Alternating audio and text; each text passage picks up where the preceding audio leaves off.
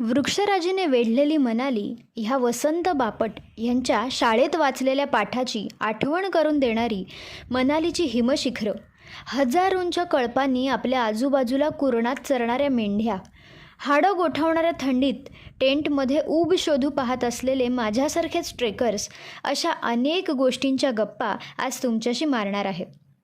महाराष्ट्राच्या उन्हाळ्यापासून जरा 4 दिवस सुटका मिळावी आणि हिमशिखरांचे रोमांच अनुभवावेत म्हणून मनालीतल्या धौलाधार पर्वतरांगेत असलेल्या बियास कुंड ट्रेकचं बुकिंग आम्ही केलं. सुरुवातीला मुंबईहून चंदीगड असा विमानप्रवास करून चंदीगडला थोडे फिरलो.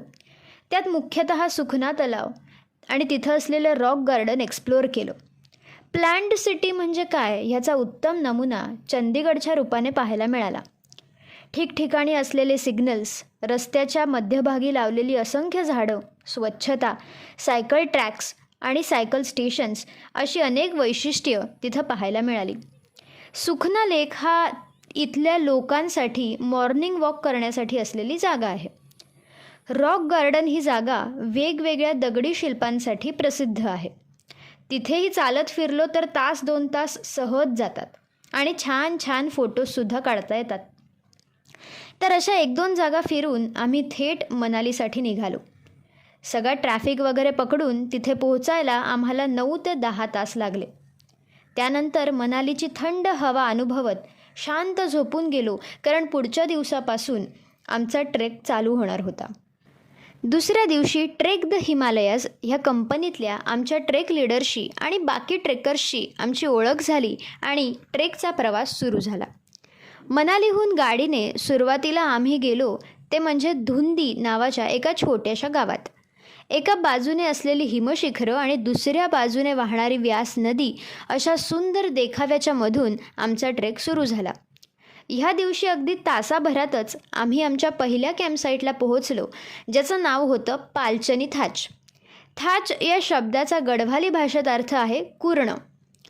आमची ही कॅम्पसाईट खूप सुंदर होती, मात्र थंडीची अजिबातच सवय नसल्यामुळे तिथल्या गारव्याशी जुळवून घ्यायला थोडा त्रास होत होता. तिथल्या निसर्गाशी जुळवून घेता घेता पुढचा दिवस उजाडला. ह्या दिवशी आम्हाला जायचं होतं लोहली नावाच्या कॅम्पसाईटला. हा दिवस 3 ते 4 तास सलग चढणीचा होता. सगळ्यांचेच चालण्याचे स्पीड ॲडजस्ट करत करत आम्ही पुढे जात होतो. इथे आमचा प्रवास खडतर करण्यासाठी निसर्गाने एक परीक्षा योजली. पाऊस आला. मग काय, बॅगेतले पॉन्चो अंगावर घालून गप्पपणे आम्ही चालू लागलो.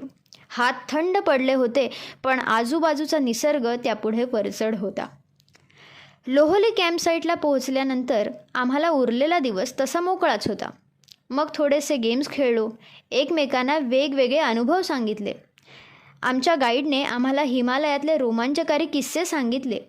संध्याकाळी समोसे, मोमोज, सूप अशा वेगवेगळ्या पदार्थांवर ताव मारला आणि अशातच आमचा तो दिवस संपला. पुढच्या दिवशी आमचा समिट डे होता. एखाद्या ट्रेकमधला सर्वात उंच पॉईंटला जाणं म्हणजेच समिट डे. सलग 3 ते 4 तास तीव्र चढणीचा रस्ता होता, त्यामुळे सगळ्यांचा चालण्याचा वेग मंदावला होता. हळूहळू चालत आम्ही व्यास ऋषींनी जिथे तपश्चर्या केली अशा पवित्र ठिकाणी म्हणजे व्यासकुंडाजवळ पोहोचलो. व्यासकुंडापासून बऱ्याच उंचावर आमचा समिट पॉईंट होता. तिथून ऑलमोस्ट 360 डिग्रीजचा व्ह्यू होता. एका बाजूने पूर्ण दरी होती, त्यामुळे तिथे अगदी जपून वावरावं लागत होतं. तिथं काही वेळ घालवून आम्ही लेडी लेग नावाच्या एका ठिकाणी पोहोचलो. ही जागा फ्रेंडशिप पीक नावाच्या एका एक्सपिडिशनची कॅम्पसाईट होती. बरोबर आणलेल्या जेवणावर ताव मारून इथल्या बर्फात भरपूर खेळून आम्ही पुन्हा एकदा लोहली कॅम्पसाईटला आलो. वाटेत एक मेंढीचं छोटं कोकरू दिसलं. रस्ता चुकल्यामुळं काहीसं गांगरून गेलं होतं. त्याला चुचकारून प्रेमाने जवळही घेतलं आणि आश्चर्य म्हणजे ते पिल्लू आमच्याबरोबर काही काळ आलं आणि एके ठिकाणी त्याची भावंडं त्याला भेटलीसुद्धा. निसर्गाचं हे गोंडस रूप खरोखरच अनुभवण्यासारखं होतं. पुढे कॅम्पसाईटला टेंटमध्ये सामान आवरत असताना मेंढ्यांचा आवाज आला. बाहेर येऊन बघते तर काय, हजारो मेंढ्या आमच्या आजूबाजूलाच येऊन बिनधास्त चरत होत्या. एवढ्या हजारोंच्या संख्येने मेंढ्या बघून खरोखरच खूप मजा वाटली. मेंढ्या, त्यांची छोटी पिल्लं, त्यांचं चरणं, धावणं, त्यांची मारामारी, हे सगळं अगदी बघत राहावंसं वाटत होतं. तो दिवस असाच मजेत संपला आणि ट्रेकचा शेवटचा दिवस उजाडला.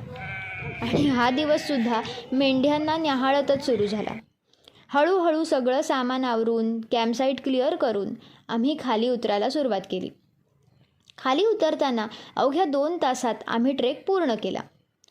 12,800 फुटांवर असलेली ही जागा फिरून येण्याचा अनुभव आमच्यातल्या काही लोकांसाठी नवा होता. 0 ते 4 डिग्री तापमानात टेंटमध्ये राहणं, प्रातर्विधीसाठी टॉयलेट टेंटमध्ये ड्राय पिट्स वापरणं, झोपण्यासाठी स्लीपिंग बॅग्स वापरणं, ती बॅग परत भरून ठेवणं, एवढ्या थंडीत आपल्या चेहऱ्याची काळजी घेणं आणि सगळ्यात महत्त्वाचं म्हणजे नो इलेक्ट्रिसिटी, नो कनेक्टिव्हिटी, अशी अनेक छोटी मोठी आव्हानं तिथं स्वीकारावी लागतात. 4 दिवस जातो त्यामुळे आपल्याला ह्या आव्हानांची फक्त तोंडओळख होऊ शकते. पण इथे कायमस्वरूपी वास्तव्य करणारे लोक मात्र हे रोजच अनुभवत असतात. अशा लोकांबद्दल मनात खूप आदर निर्माण झाल्याशिवाय राहत नाही.